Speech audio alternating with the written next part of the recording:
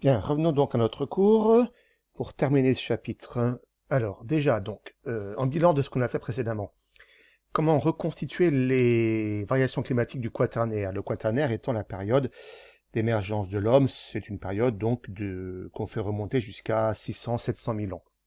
On a vu qu'on pouvait reconstituer les climats à partir de données isotopiques. On a vu qu'on pouvait reconstituer les climats à partir de données paléoécologiques, les grains de pollen. Il y a plein d'autres possibilités qu'on ne peut pas lister, mais qui pourraient vous être données sur un type 2 avec différents documents. Exemple, on peut utiliser les limites d'extension des glaciers. Lorsqu'un glacier, c'est une masse de neige, de glace, qui se déplace. Et lorsque le glacier se dépasse, il entraîne avec lui des cailloux, il arrache le substrat, ce qui forme ce qu'on appelle une moraine. Quand le glacier fond, la moraine reste. Donc l'étude des restes morainiques, ce qu'on appelle les thylites, permet d'étudier l'extension des glaciers, et donc de reconstituer comme ça des climats.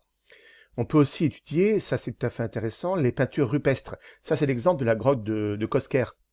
La grotte de Cosquer, qui a été découverte en 1985, c'est une grotte qu'on a découverte dans les calanques de Marseille.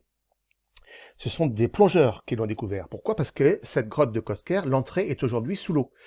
On le voit ici, les plongeurs ont dû emprunter ce tunnel de 150 mètres, faut pas avoir peur.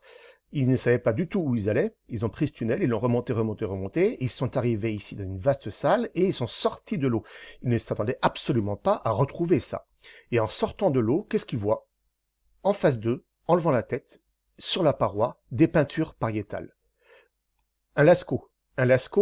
Comme une grotte de Lascaux, mais totalement donc inconnue et absolument pas visible puisqu'il n'y a aucune ouverture vers l'extérieur pour rentrer dans la grotte. La seule ouverture, c'est ce conduit qui est là. Dans ces peintures pariétales, notamment des pingouins, animal de région froide. Comment se fait-il que des hommes aient pu, il y a environ 20 000 ans, peindre sur ces parois des pingouins? Eh bien, parce qu'il y a 20 000 ans, l'entrée de la grotte ici était à l'air libre. Et oui, il y a 10 000 ans, dernière glaciation, le niveau de l'eau baisse. Il y a 8 500 ans, le rivage était à ce niveau-là. Il y a 11 000 ans, le rivage était à ce niveau-là. Il y a 13 000 ans, le rivage était à ce niveau-là. Quand il fait froid, l'eau s'évapore, retombe sous forme de neige ou de glace et ne revient pas à la mer, donc le niveau de la mer diminue. Lors de la dernière glaciation, on allait à pied sec de la France à l'Angleterre. Et une rivière coulait entre la France et l'Angleterre dans laquelle venait se jeter la Tamise ou le Rhin. Voilà. Comment expliquer ces variations récentes? Ce qu'il faut bien comprendre, c'est qu'il y a un rythme d'environ 100 000 ans des périodes glaciaires. Et pour expliquer quel phénomène, qu'est-ce qui peut expliquer une variation rythmique des climats à l'échelle du globe? C'est forcément un paramètre hors du globe, un paramètre astronomique. Et les paramètres qui vont expliquer les variations climatiques sont effectivement tout ce qui va modifier les paramètres de rotation de la Terre autour du Soleil. Premier paramètre, ce qu'on appelle l'obliquité. La Terre tourne sur elle-même, et l'axe de rotation de la Terre fait un angle de 23,5 degrés par rapport à une perpendiculaire au plan de rotation de la Terre autour du Soleil. Et cet axe d'inclinaison, qui aujourd'hui fait 23,5 degrés, a pu varier dans le temps. Et quand on fait varier cet axe ici d'inclinaison, eh bien dans ce cas-là, on fait varier l'ensoleillement.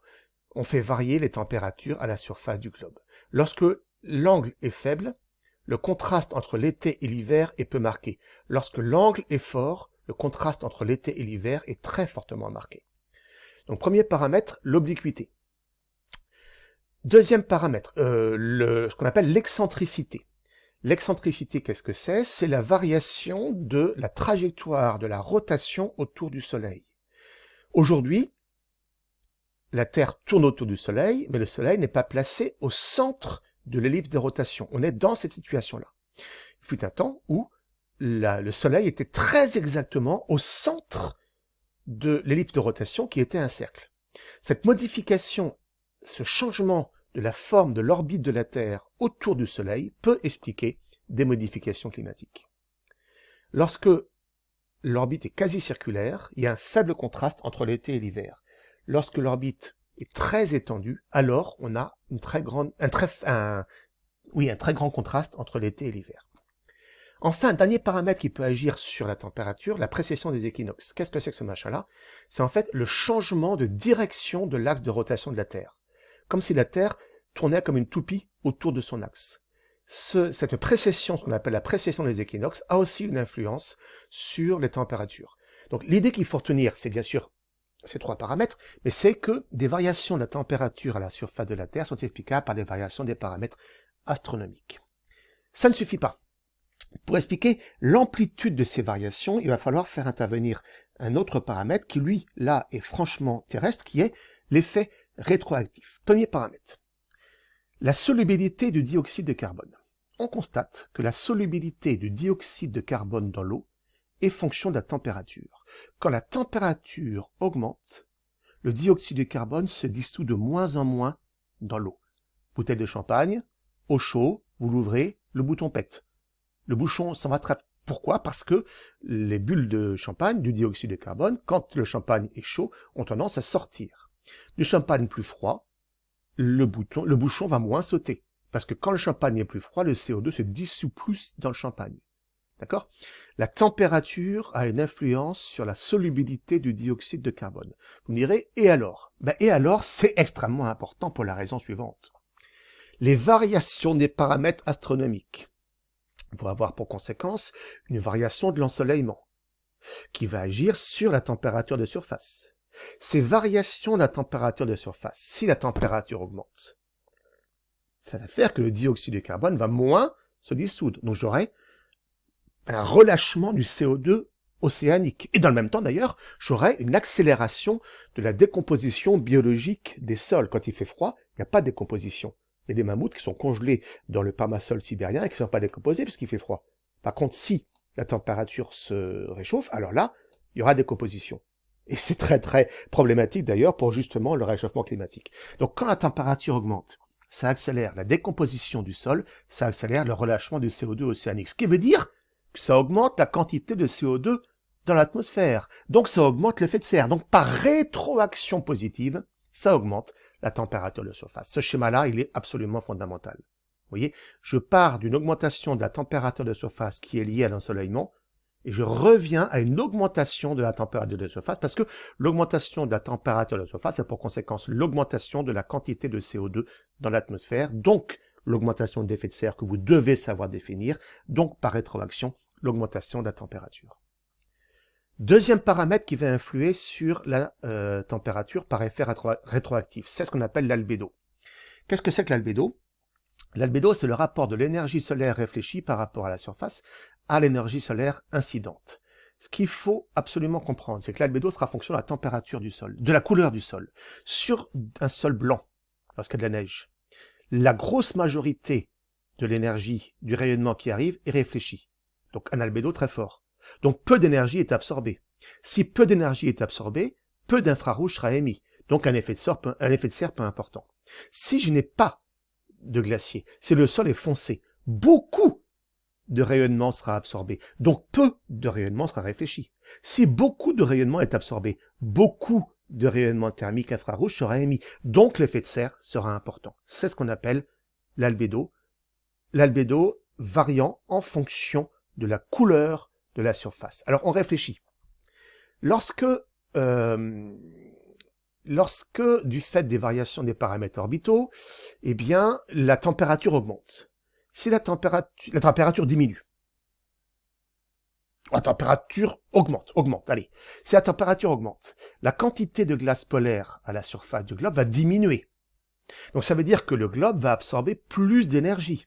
Si le globe absorbe plus d'énergie, l'albédo va augmenter. Donc la Terre va restituer plus d'infrarouge. Et si la Terre restitue plus d'infrarouge, l'effet de serre va augmenter. Et par rétroaction positive, la température va augmenter. D'accord? Ça, c'est ce qu'on a vu précédemment par rapport au CO2. Je reviens pour l'albédo. Imaginons que la température augmente du fait d'une variation des paramètres astronomiques. Si la température augmente, la couleur globale du sol s'assombrit. Il n'y a plus de glace. Si la couleur globale du sol s'assombrit, la Terre absorbe plus d'énergie lumineuse. Si la Terre absorbe plus d'énergie lumineuse, la Terre restitue plus d'infrarouge. Si la Terre restitue plus d'infrarouge, l'effet de serre augmente et par rétroaction positive, la température augmente. Voilà. Donc ces deux paramètres, albédo et dissolution du CO2 dans l'eau, vont augmenter la température, vont modifier, vont intensifier par rétroaction positive l'effet des variations des paramètres orbitaux. Voilà, donc tout ceci va être résumé sous la forme de ce type de schéma que vous devez connaître. C'est typiquement le genre de raisonnement qu'on peut être amené à vous donner en type 2, un ensemble de documents, et on vous dit montrer qu'il y a rétroaction positive, ou bien on vous dit expliquer pourquoi la température a changé. Enfin, on vous donne plein d'arguments pour que vous réussissiez à retrouver l'évolution des températures sur le quaternaire, donc température récente, et que vous arriviez à expliquer les variations de ces températures. Voilà. Avec cette partie-là, donc terminé ce chapitre sur les variations des températures récentes, vous devez avoir un cours structuré, avec des idées importantes, des schémas clés. Vous devez avoir compris ce qu'on a fait en TP sur les travail sur OpenOffice, construction de courbes. Je vous donnerai des exercices à faire sur le papier, mais déjà travailler sur ce cours-là. Le prochain cours, mais ça, pour l'instant, on n'en parle pas, vous aurez les informations plus tard ou lorsque vous reviendrez de confinement. Le prochain cours portera sur les variations des climats anciens, au primaire et au secondaire. Voilà.